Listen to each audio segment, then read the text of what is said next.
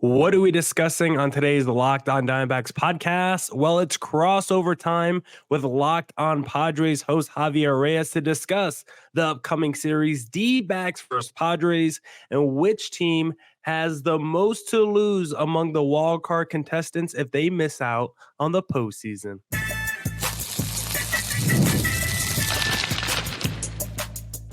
You are Locked On Diamondbacks, your daily Arizona Diamondbacks podcast, part of the Locked On Podcast Network, your team every day.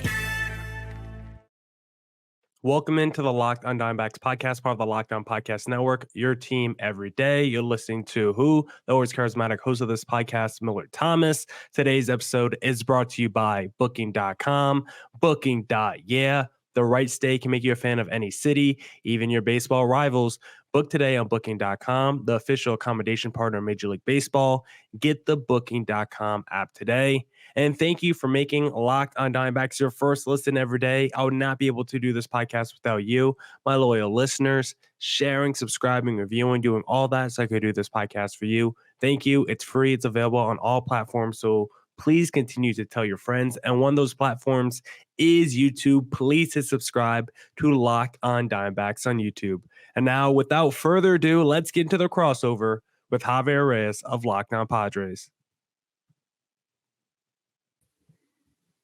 And look who it is, Javier Reyes of Locked On Padres. Sir, how are you doing today?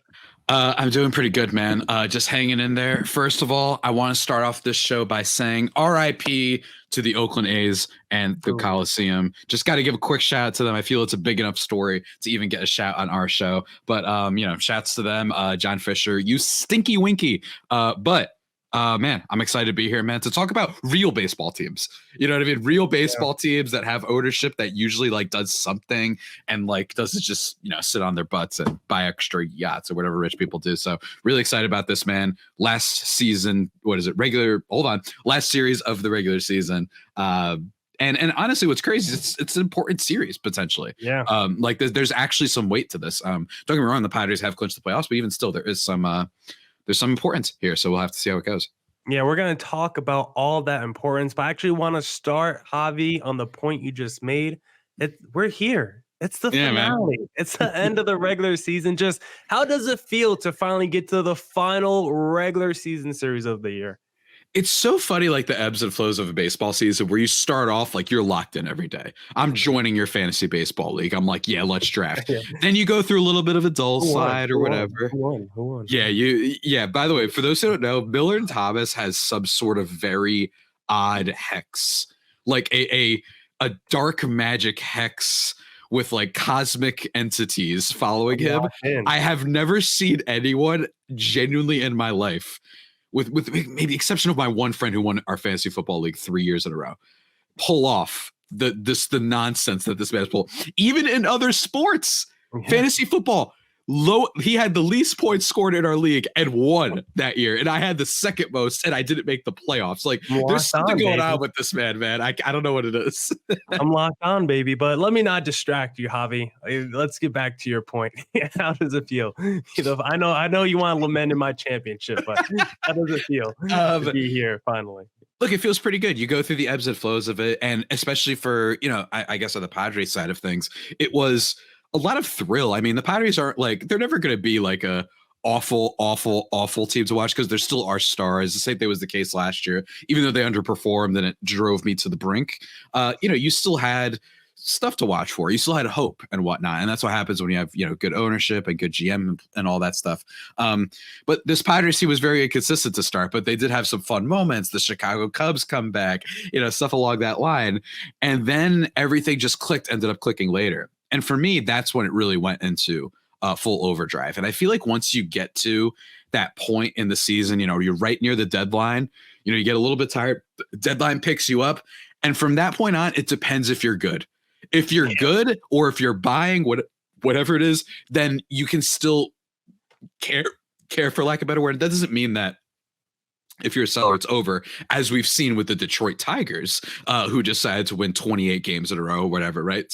So it's not always over, but that's kind of like the point where you're like, all right, do I have to care about this anymore? And thankfully for the Padres, yes, they did. They've been one of the best teams of baseball in the second half, one of the best teams in baseball in general. And I think both of our teams had really interesting deadlines. I mean, the D-backs kind of were, they just didn't sell, I think was the big thing with them, right? Like they didn't trade away Christian Walker. They didn't say, oh, everybody's hurt. And they want to run. And it looks like they are still vying for a playoff spot. So, really long season as always. Some might even say too long, but I've enjoyed it on the Padres side of things. And honestly, I feel like we could even talk generally, if we wanted to, if we have time, about, I think this is a pretty great baseball season. Like low key, just not a lot of parity, no runaway favorite team, some astonishing records, right? From Shohei Ohtani to the Padres comeback wins to Jurickson Profar going from the worst to greatest player bat in the sport, despite it being year 10 of him figuring this out. The Jose Ramirez thing with the Guardians, Aaron Judge and Juan Soto, and Bobby Witt having, if you're a nerd out there, having the best F4 season by a shortstop in Major League Baseball history. Like genuinely, like a lot of good stuff this year. I feel like stars came out to perform. It's been really fun to watch.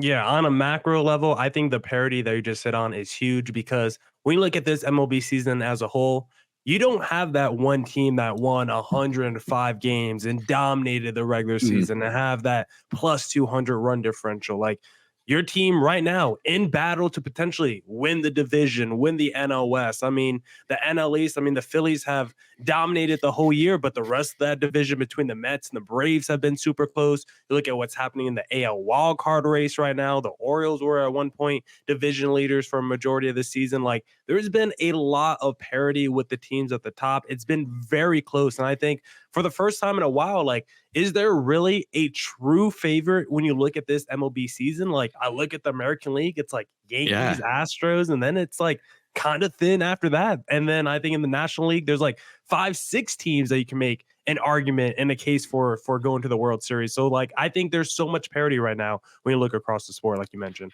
And I think every team, even the good ones, even the top tier ones, your Dodgers, your Phillies, your Yankees, they all had really bad stretches or at least something bad for them. Padres were really inconsistent at the beginning of the year. Yankees had one of the worst months of any team in the sport this year when it became what everyone feared, where it was just Judge and Soto. You had the Guardians, who started off really strong and they still are a very quality team, but they had a lot of injuries and they're, Stephen Kwan fell off and whatnot. The Astros, they're leading their division, but it's a weaker Astros team that we're used to. The Phillies, they had a really bad month and they kind of limped over the second half of the season despite being so dominant. The Brewers are just, I don't know, the Brewers. And then the Dodgers, just, they had a lot of injuries and they've been recent with guys like Tyler Glass now, guys like Walker Buehler, guys like Clayton Kershaw. Like every team, it's been parity, and it's also been like every team has almost been humbled.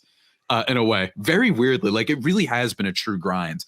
And like you said, no clear favorite. I guess if you had to pick one, it's the Phillies technically, right? Yeah. But it's just one of those years where, as always, anything can happen in the postseason, but it especially feels so this year. Where like, I wouldn't be surprised if the Tigers are riding high and they just somehow make it to the ALCS, or at least make a really competitive fight for the ALCS bid. So, we're gonna have to see how it all shakes out, man. It is very exciting. Yeah.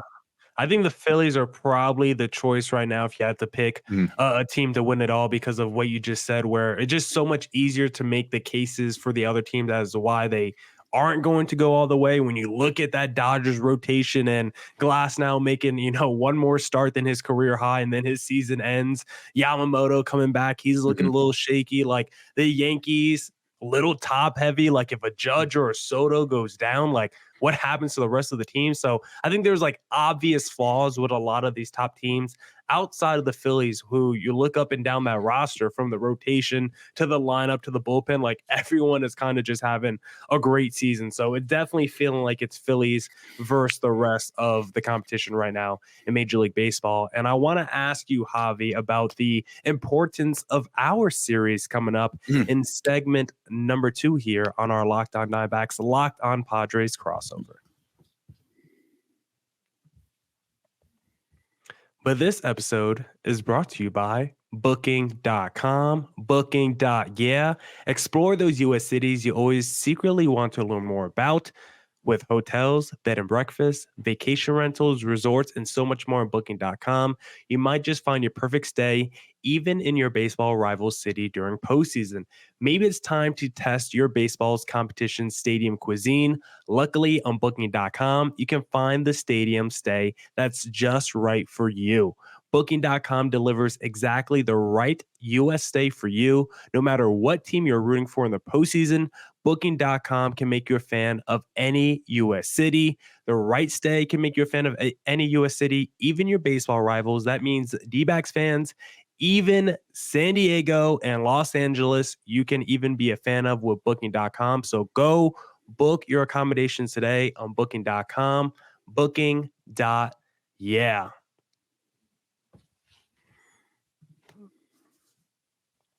Back here on the Locked On Diamondbacks, Locked On Padres crossover, and we got a upcoming weekend series between our two teams, but the Padres still not exactly locked into seeding yet. Got a game tonight against the Dodgers. Is the NL West division is still on the line tonight with a potential Padres win? Yeah, it's the ideal. The Padres really probably needed a sweep in this series. It's still possible if they were to win the second, if they were to win the series, 2 out of 3 of them win this last game by the time this podcast is happening, we'll have seen that. And then they would unfortunately need the Dodgers to like really blow it against the Rockies. And while the Padres have to play the D-backs, who are still fighting, in their own playoff contention. So it's very, very unlikely. They really needed a sweep.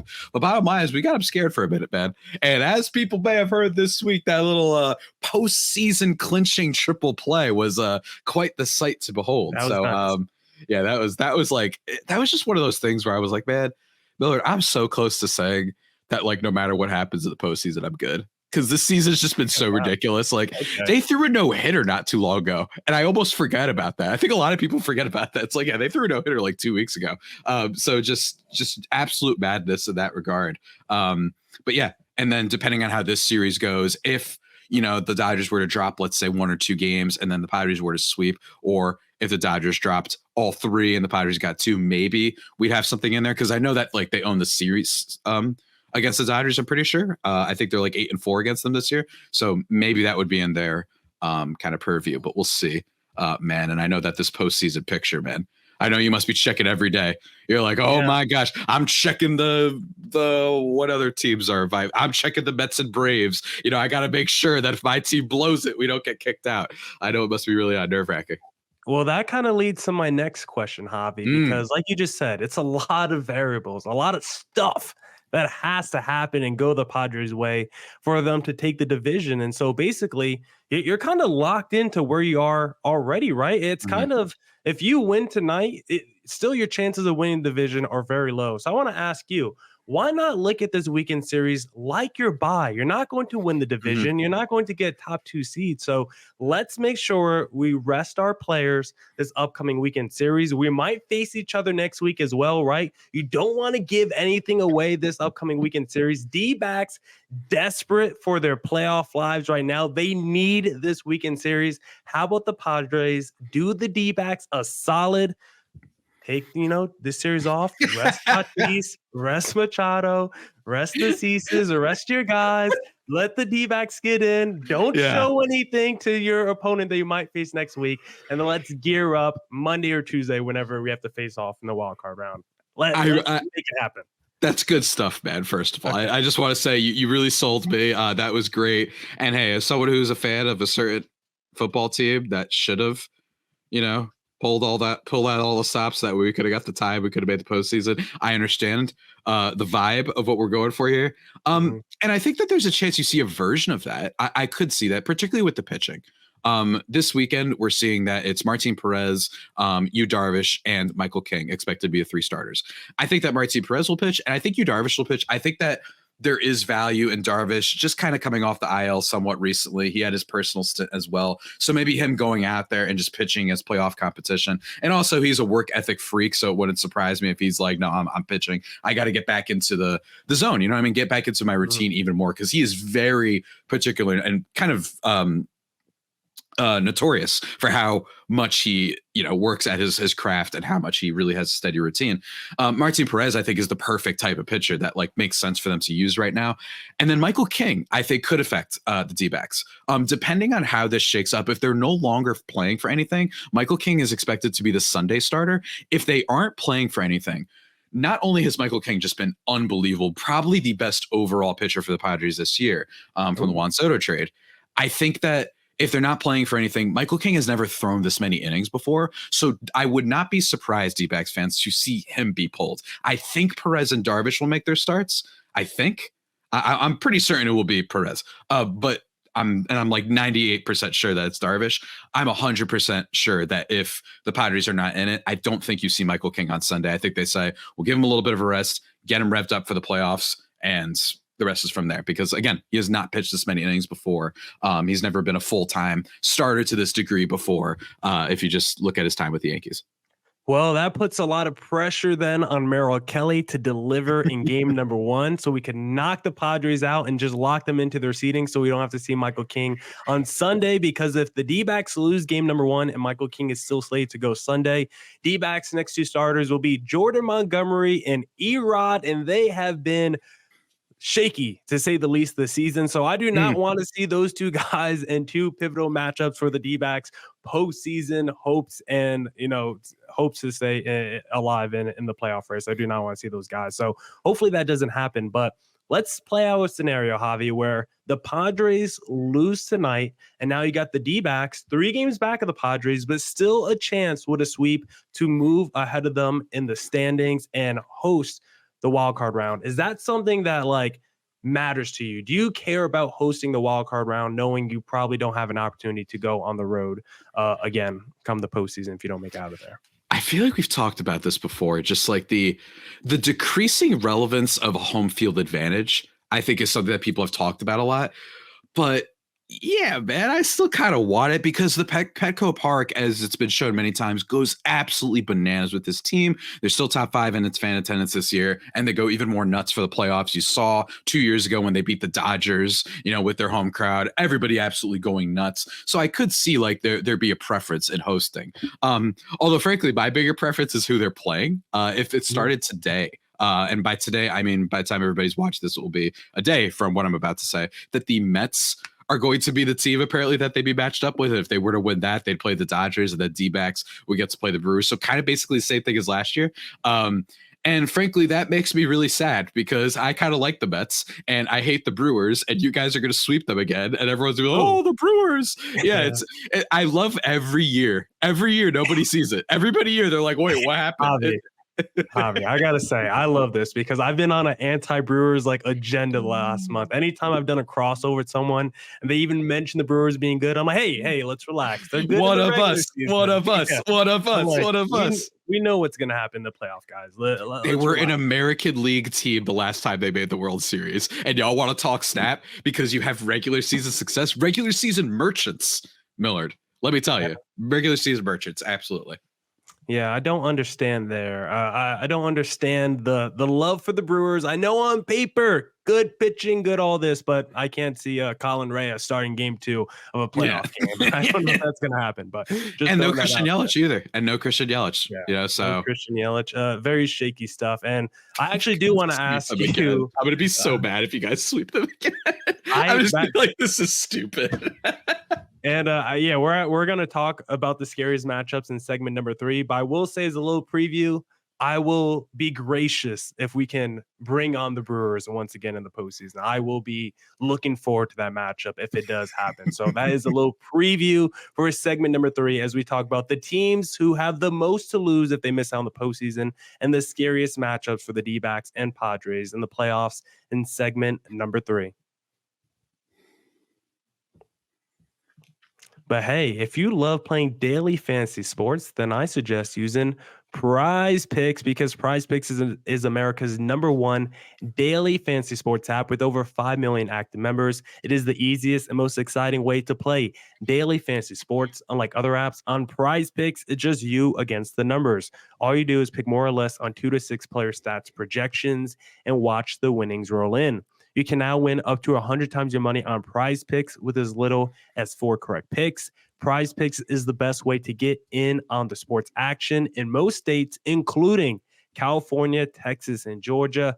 Download the Prize Picks app today and use code LOCKEDONMLB and get $50 instantly when you play $5. That's code LOCKEDONMLB on Prize Picks to get $50 instantly when you play $5. You don't even need to win to receive the $50 bonus. It's guaranteed. Prize Picks, run your game. If you're trying to invest this upcoming season, then I suggest using Robinhood, of course. With Robinhood Gold, you don't need a silver spoon to eat up the financial favors of the 1%. Robinhood Gold allows others to get the rates and perks usually reserved for the high society. Now, the resourceful individual with Robinhood Gold can earn the very liberal rate of 4.5% APY on uninvested cash, receive unlimited 1% deposit bonuses, and be rewarded with a handsome 3% retirement boost on an IRA account. We call that the Javier Reyes boost. Robinhood Gold provides the privileges of a high net worth for any net worth. These generous benefits are now available for only $5 a month. The new gold standard is here with Robinhood Gold. Sign up at Robinhood.com/gold. Terms apply for product specific disclosures. Visit Robinhood.com/gold. Investing involves risk. Rate may change. Gold membership is offered by Robinhood Gold LLC. All right, back here on the Locked On Diamondbacks, the Locked On Padres crossover, and we were just talking about it a minute ago, but Javi, I want to get your official take. If you had to face Mets, D-backs, Braves, or Brewers in the first round of the postseason, how would you rank those 4 teams? So Mets, Braves, D-backs, Brewers.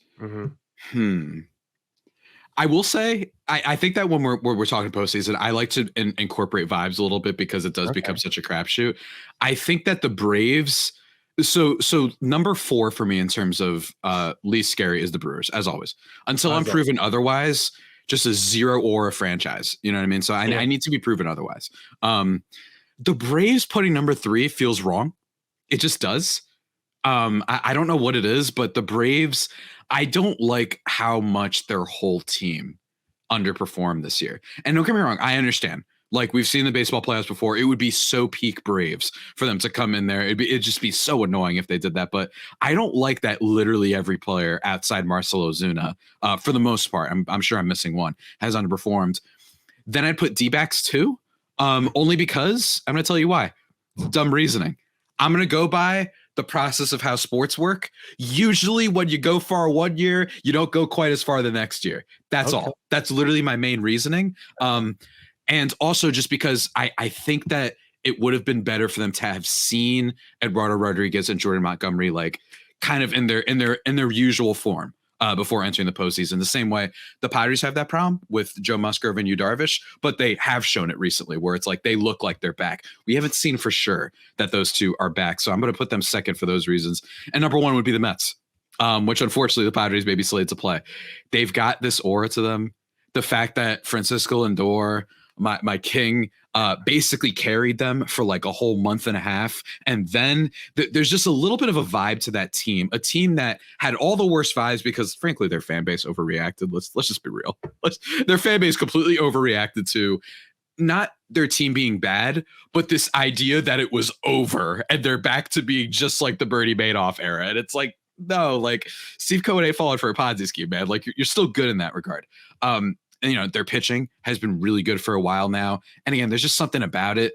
Don't get me wrong, I would very greatly appreciate not playing at Citi Field. I think that would be a nice momentum boost for the Padres, but there is something about the Mets. There's something about that team with that offense that feels very, very legit, similar to the D-backs, frankly. Honestly, kind of the exact same as the D-backs. That makes me a little bit more scared. I just think D-backs, they made it. They made a big run last year. It's not, if they won the division, right, then I might say that's different. But it's the same position as last year. And of course, now I'm going to look stupid and they're going to make the World Series again. And I'm going to be like, wait, what the heck? And everybody's going to be so mad at me for bringing this up. But I put the D-backs at 2 for now. That's number 1. Man, same exact scenario playing out as last year, but we don't want to believe what our eyes are telling us, Javi. That's okay. Maybe the postseason will help update some information. But my list is very, very similar to yours. Again, Milwaukee, number 4. Yeah, they're the least talented team, I think, also entering the postseason on paper. Like, I know statistically they look great, but I can't I'll look. believe it when I see it. You know what I Yeah, mean? we'll believe it when we see it. Number 3 for me, like you said, the Braves. I mean, they're if they miss the postseason, like Chris Sale, he's the other guy of who's not Yes. having underperforming season, who's Mhm. gonna win the Cy That's Young right. and Mhm. maybe not even be in the playoffs, which would be crazy. And I don't know how they've underperformed. Like to get like 8 of your best guys just not be on their A game in their lineup. I mean, it's kind of crazy to think about from Matt Olson to you just go up and down Austin Riley and just like everyone is struggling. I don't know what's happened to them this season. And then I have a little bit more respect for your team because I'm going to have them at number 1. Number 2, I do have the New York Mets because they've been great, right? For the last couple months now, post Mhm. All-Star break. They've been on fire, but I can't help but feel like on paper, I don't love that team in terms of how they're built for the postseason. Like Mhm. it's hard for me to wrap my head around like Sean Manaea leading a rotation to the World That's fair. Series, Yeah. Luis Severino being like a game 1 starter for a deep postseason run. Like on Mhm. paper, they've statistically like the Brewers, they've looked great. And I don't want to see the Mets because for some reason, the last few years, the Mets have owned the D-backs in the regular season. So I do not want to see the Mets in the playoffs. But if they go against someone else, I'll probably pick the other team against New York. Like if it's San Diego, New York, I'm definitely picking the Padres. And then number 1, I have the Padres because I have respect for your team, Javi. Obviously, it's not reciprocated. That's okay. The Padres have immense amount of talent that they Mhm. paid for. Obviously, they paid a lot for some of their talent, but Yes, they did. Machado's having a little bit better of a season. Tatis, he's back, he's healthy off the Yeah. injured list, and I think that rotation is starting to get together. Musgrove start to heat up down the end of the season, down the end of the stretch of the season. Yu Darvish is back; he's starting to pitch better as well. Dylan C started to find his groove, so I just think. Plus, you have Michael King, like you mentioned. I think also that team is just so familiar with the D-backs. It's usually those Ha-Sing Kims and the Profars, Mhm. you know, the Jiraxons, Javi, that usually get Yeah. the D-backs. And so when I look at the Padres, it's not even the stars that scare me. It's all the guys on the margins because I feel like it's always Mhm. those guys that step up to the plate and kill Arizona. So I have the Padres with respect at number 1. But who would you say is the team quickly before we wrap up today that has the most to lose if they missed out on the postseason? If they miss out on the postseason, hmm, like based on the standings right now, Yeah, I'd basically say the like D-backs, Braves, Mets are your 3 options. I think it depends. It depends on like your perspective on it. Where it's like, Mhm. if you're a Braves fan, maybe you're like, "Hey, man, we won in 2021. Like, things could be worse." I think that the Mets would be really disappointing after all of this time if they were to fall out of it. That would be really devastating. D-backs, kind of same thing.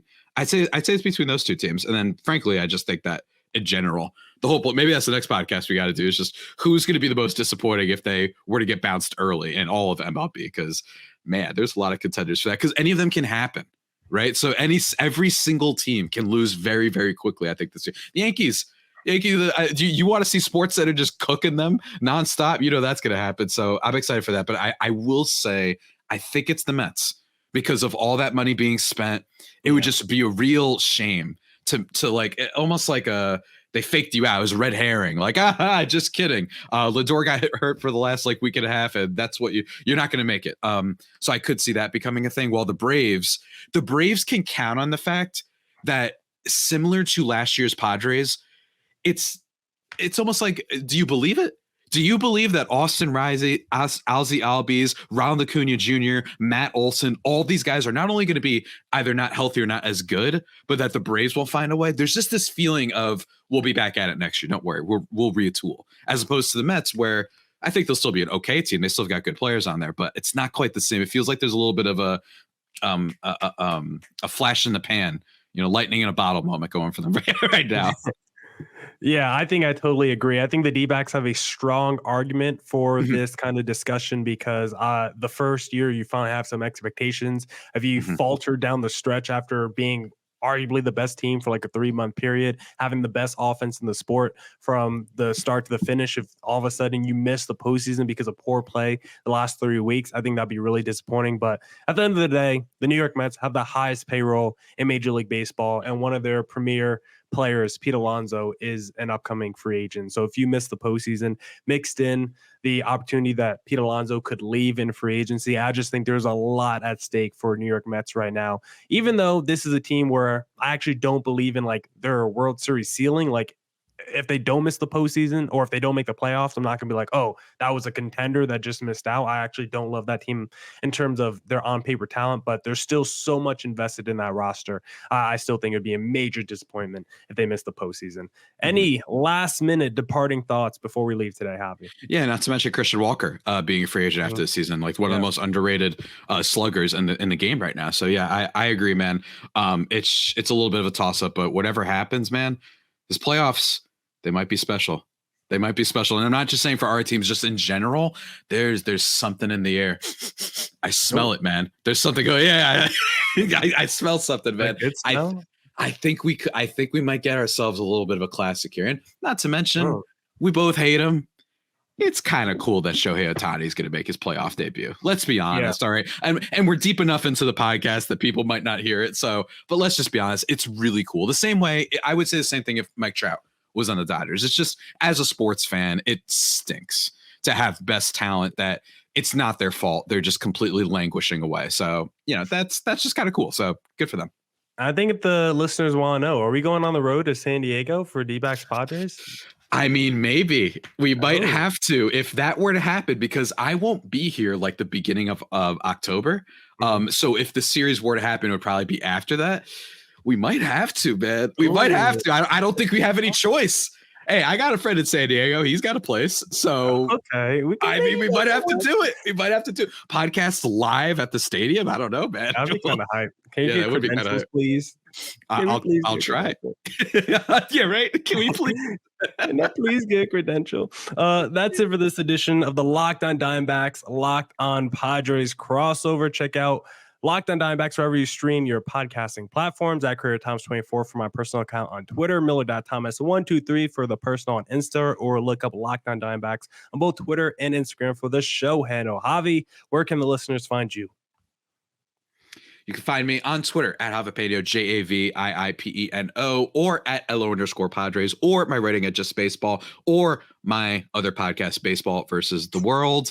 Go check that out. And if you're just a fan of like random pop culture writing, I actually have a piece coming out soon for a site that I'm working on, maybe sometime next week. So just keep it locked in on all my things I just mentioned. One more series left. D-backs versus Padres. Padres still trying to take the NL West crown while the D-backs are just trying to make it to the postseason. What will happen? We'll check in next week. Javi, we'll catch you next time. And to the listeners, doses.